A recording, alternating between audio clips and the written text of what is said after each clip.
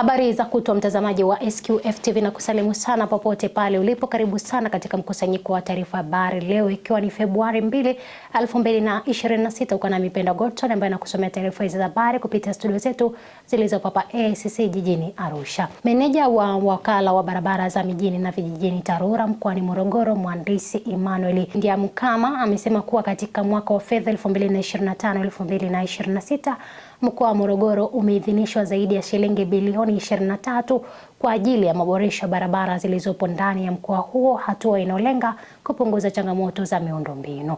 Akizungumza baada ya kukagua maendeleo ya barabara zinazofanyiwa marekebisho ndani ya manispaa ya Morogoro, Mhandisi Ndiamukama amesema ukarabati huo unahusisha barabara zilizopo katika maeneo ya uzalishaji wa mazao ya kilimo pamoja na barabara zinazounganisha mkoa wa Morogoro na mikoa jirani. Ndani ya mkoa wa Morogoro kwa mwaka huu wa fedha tumeidhinishwa zaidi ya bilioni 23 za kufanya matengenezo mbalimbali, na lengo ni kuhakikisha kuwa maeneo yote yanaweza kupitika na kuhakikisha kuwa tunaunganisha mkoa wetu wa Morogoro na mikoa mingine. Kwa hiyo tuna lengo kuu, lakini lengo la tatu ni kuhakikisha kuwa barabara zetu zinaunganisha maeneo ya uzalishaji na maeneo ya utoaji huduma kama hospitali, shule, viwandani. Kwa hiyo tumetarget maeneo hayo na sehemu za kilimo na madini. Kwa hiyo lengo letu tumetarget maeneo hayo. Ndani ya manispaa tunaendelea na uchongaji wa barabara zenye jumla ya kilomita 123 na mkandarasi yupo site anaendelea na kazi ya uchongaji, tukiamini kwamba zile barabara ambazo zimeharibiwa na mvua kwa kiasi kikubwa tunaenda kuziboresha ili kuweza kutoa huduma nzuri kwa wananchi. Nashukuru sana na tunashukuru sana serikali ya awamu ya 6 kwa kututengea fedha ambazo zimeenda kuboresha barabara katika eneo letu la manispaa, lakini na wilaya ya Morogoro kwa ujumla, kwa maana ya Morogoro vijijini na manispaa. Changamoto ni kubwa, yani watu tunaumwa vifua, mafua, iwe watoto wakubwa, hali ilikuwa sio kabisa. Kesa tuwekewa lami, yani ni mtelezo tu, watu ni mkeka. Yani tunafurahia mambo bam bam na boom boom kabisa. Bulwa safi kabisa yani. Barabara ilikuwa mbaya kabisa, ilikuwa ipitiki.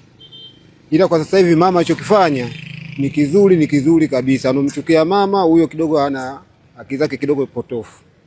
Nake zamani ilikuwa tope tupo, watu wako wapiti hapo. Mabaki ya mwili wa mtu uliokatika vipande ambaye pia haukufahamika mara moja anayetajwa kuwa jinsia ya kiume yamekutwa juu ya reli katika eneo la Kombo Masai katika kata ya Malolo manispaa ya Tabora, huku ikisaidiwa kuburuzwa na treni iliyopita usiku wa kuamkia leo. Wakieleza mashuhuda wa tukio hilo wamedai kuwa mabaki ya mwili huo yalianza kugundulika kwenye reli hiyo majira ya asubuhi, tukio lililoshangaza watu wengi na kutoa taarifa kwenye vyombo vya usalama. Tukio hili limetokea, nafikiri ilikuwa ni mnamo mida kama saa 2 asubuhi, ikiwa niko nyumbani, kapewa taarifa kwamba kuna tukio limetokea mkabara na reli hapa ambapo ni jirani kabisa na sisi ambapo tunakaa. Tulifika eneo la tukio tukakuta mwili ambao tulivyoangalia vizuri tuligundua kwamba ni kijana mwenye jinsia ya kiume, amini kwamba ni mwanaume ambaye kwa haraka hakuna kwa jirani karibu aliweza kumtambua kwamba ni mkazi wa eneo hili.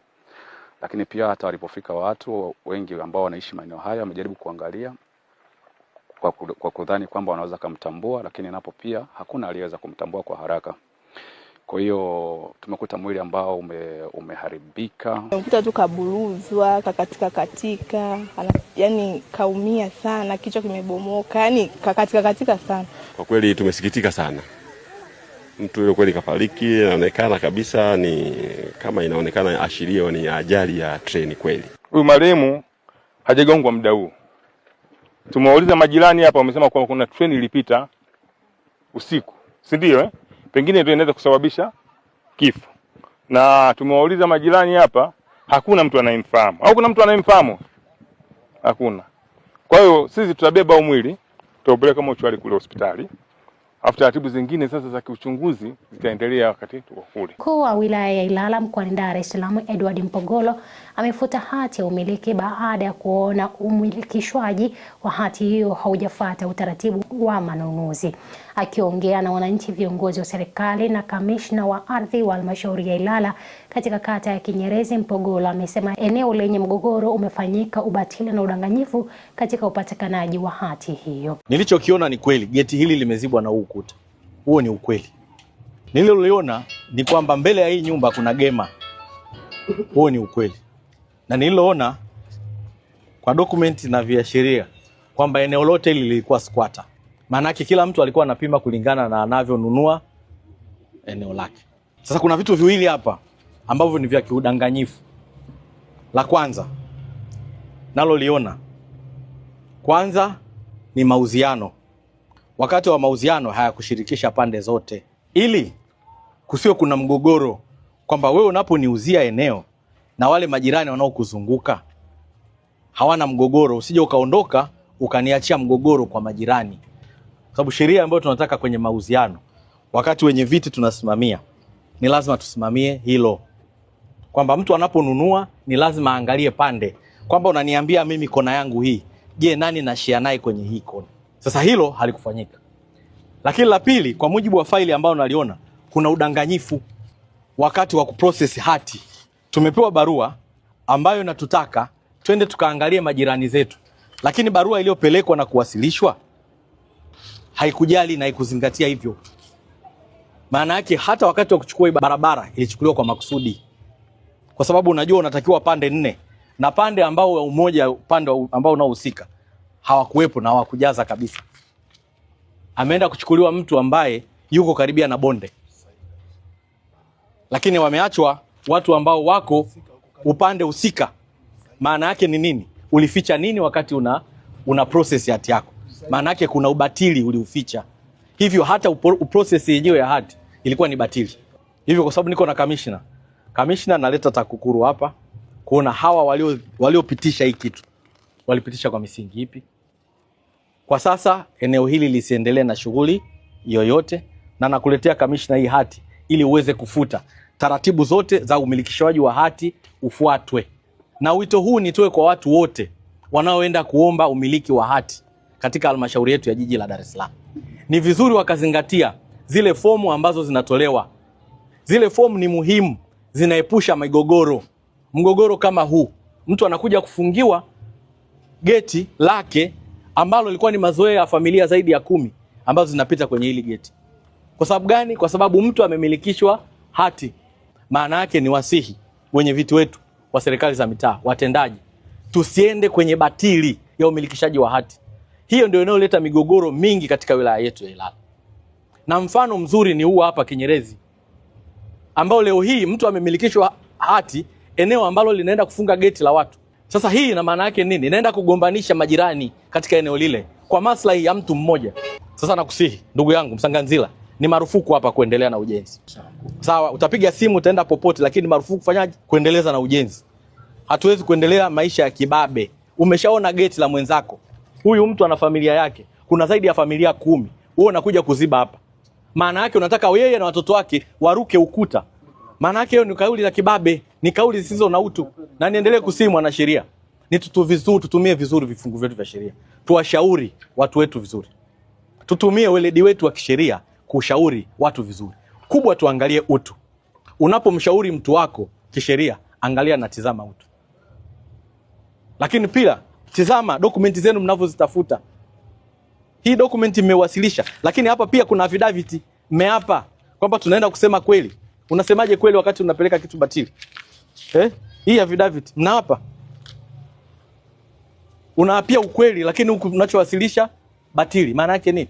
Mnapeka kiapo ambacho kiapo kinaenda kukufunga mwenyewe tena. Taasisi ya utafiti wa wanyamapori Tanzania kwa kushirikiana na taasisi ya utafiti wa Jeshi la Wananchi la Kujenga Taifa, kikosi cha Mzinga, wameendelea kuhamasisha matumizi ya mbinu rafiki ya kudhibiti tembo haribifu wanaohatarisha maisha ya watu na mali zao. Hatua hii inatekelezwa kupitia mafunzo maalum yanayosimamiwa na Wizara ya Maliasili na Utalii katika wilaya ya Nsimbo na Tanganyika. Mbali na mbinu nyingine rafiki ambazo zimekuwa zikifundishwa mara kwa mara, ubunifu zaidi umefanyika kwa kuboresha matumizi ya bomu baridi la kufukuza tembo pamoja na kuondoa tembo mashambani kwa kutumia kishikio maalum cha kilipuzi ili kulinda usalama wa watumiaji. Kupitia ushirikiano na wadau ikiwemo shirika la Honey Guide la Arusha, wamebuni kifaa kijulikanacho kama mpira makelele kinachotumika kufukuzia tembo mashambani na katika makazi ya watu. Sambamba na hilo, wameendeleza kutoa elimu ya kitaaluma juu ya mazao mbadala yaliyothibitishwa kuwa hayapendwi na tembo lakini yanatija kubwa kiuchumi. Miongoni mwa mazao hayo ni pamoja na kitunguu chekundu, pilipili kichaa, ufuta, alizeti, tangawizi manjano na bamia. Aidha, wananchi wamehimizwa pia kufuga nyuki kwa kuweka mizinga kando ya mashamba kama njia ya ziada ya kuzuia tembo. Jaji mfawidhi wa Mahakama Kuu ya Tanzania Kanda Kaskazini, Mheshimiwa Franky Mahimbali amesisitiza umuhimu wa mahakama kuwa kimbilio la wanyonge na ngao ya haki na nguzo muhimu katika utawala wa sheria, haki na uwajibikaji katika maendeleo ya taifa. Jaji Mahimbali amebainisha hayo leo Jumatatu Februari 2 wakati wa kilele cha siku ya sheria nchini katika viwanja vya Mahakama Kuu Arusha, akiwataka majaji, mahakimu na mawakili kufahamu unyeti wa nafasi zao katika maendeleo ya nchi kwa kusikiliza na kutoa maamuzi kwa haraka, kwani mahakama ya Tanzania ni nguvu ya haki, demokrasia na utawala bora.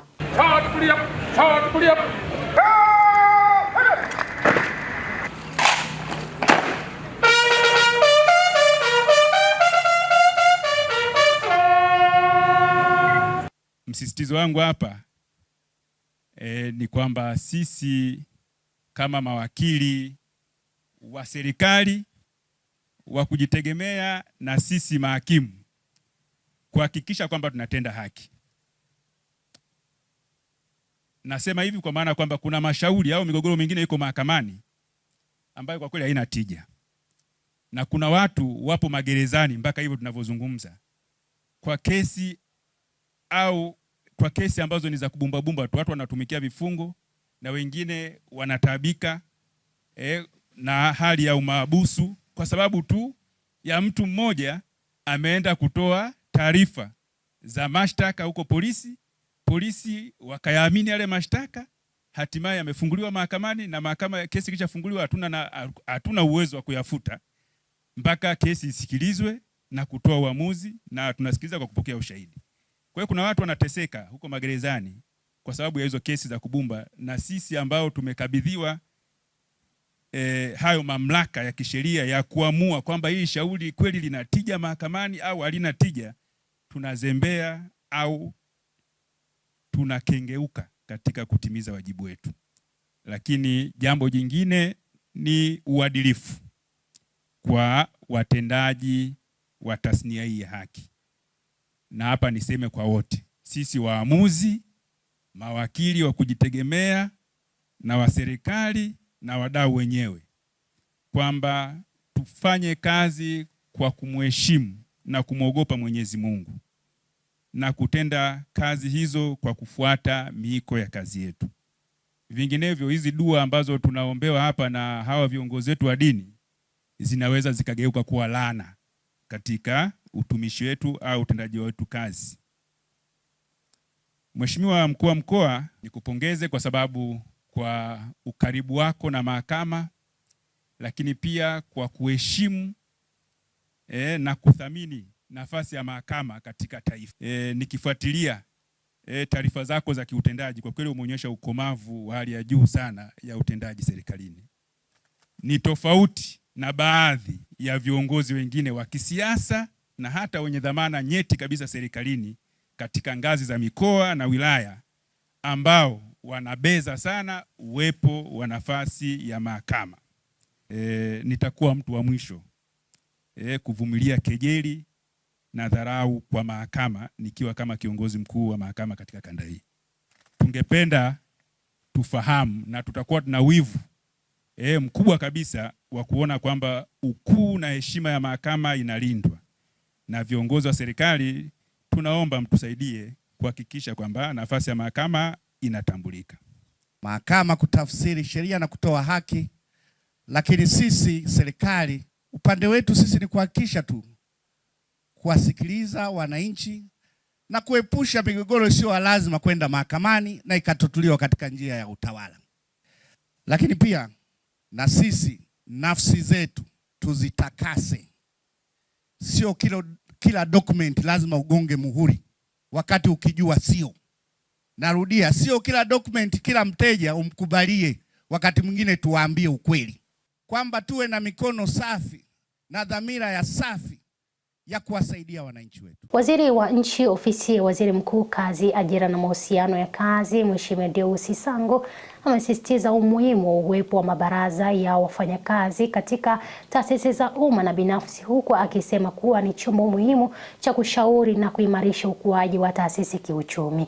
Waziri Sango amebainisha haya wakati wa uzinduzi wa baraza la 3 la wafanyakazi la mfuko wa hifadhi ya jamii kwa watumishi wa umma PSSF, na kwamba mabaraza ya wafanyakazi yanatambuliwa kisheria na yanapaswa kutumika kutoa ushauri wenye tija kwa manufaa ya taasisi na taifa kwa ujumla. PSSF pamoja ambao umewezesha wanachama wengi kujisajili na kuwasilisha maombi yao ya mafao yao kwa njia ya mtandao.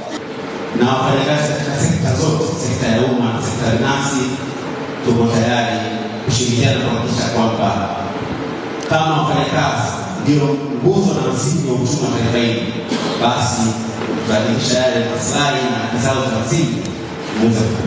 Na mtazamaji wa SQF TV, taarifa hiyo ndo tamati ya SQF habari siku ya leo. Asante sana kuchagua na kutazama SQF habari siku ya leo. Nizidi kukukumbusha huduma ya ambulance ambayo inapatikana ndani ya SQF kupitia namba hizo ambazo unaziona, peji ya bure kabisa, na huduma hiyo itakufikia popote pale ambapo utakuwepo kwa bei nafuu. Lakini pia tarehe 16 mpaka tarehe 20 patakuwepo na upasuaji wa midomo wazi pale Malolo Tabora mwezi huu wa pili. Hapo ukisikia taarifa hiyo mjuze na rafiki yako amwambie rafiki yake, ili tufike pale kwa ajili ya kuwahudumia watoto wetu, tukisema kabisa SQF hatua moja tabasamu moja. Kwa niaba ya timu nzima ya SQF iliyoandaa habari hizi, ulikopo na Mipendo Gorton, na mimi nikutakie jioni iliyokuwa njema. Bye kwa sasa.